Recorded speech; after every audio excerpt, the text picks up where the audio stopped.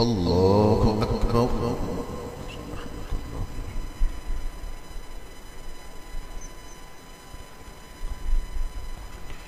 الحمد لله رب العالمين الرحمن الرحيم مالك يوم الدين إياك نعبد وإياك نستعين اهدنا الصراط المستقيم صراط الذين أنعمت عليهم غير المغضوب عليهم ولا الضالين.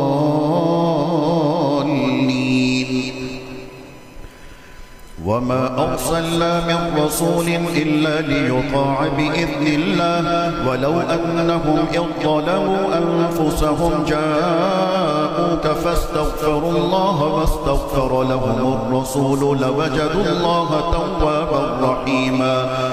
فلا وربك لا يؤمنون حتى يحكموك فيما شجر بينهم ثم لا يجدوا في أنفسهم حرجا مما قضيت ويسلموا تسليما. ولو أننا كتبنا عليهم أن اقتلوا أنفسكم أو اخرجوا من دياركم ما فعلوه إلا قليل منهم ولو أنهم فعلوا ما يوعظون به لكان خيرا لهم وأشد تثبيتا. وإذا لآتيناهم من لدنا أجرا عظيما ولهديناهم صراطا مستقيما. ومن يطع الله والرسول فأولئك مع الذين أنعم الله عليهم من النبيين والصديقين والشهداء والصالحين وحسن أولئك رفيقا. ذلك الفضل من الله وكفى بالله عليما. يا أيها الذين آمنوا خذوا حذركم فانفروا ثبات أو انفروا جميعا.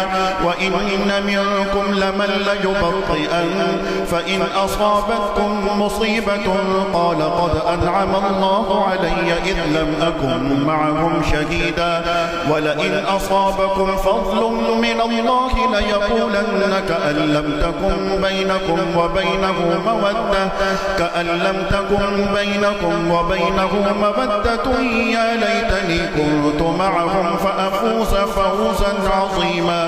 فليقاتل في سبيل الله الذين يشرون الحياة الدنيا بالآخرة ومن يقاتل في سبيل الله فيقتل أو يغلب فسوف نؤتيه أجرا عظيما. وما لكم لا تقاتلون في سبيل الله والمستضعفين من الرجال والنساء والولدان الذين يقولون ربنا أخرجنا من هذه القرية الظالم أهلها واجعل لنا من لدنك وليا واجعل لنا من لدنك نصيرا.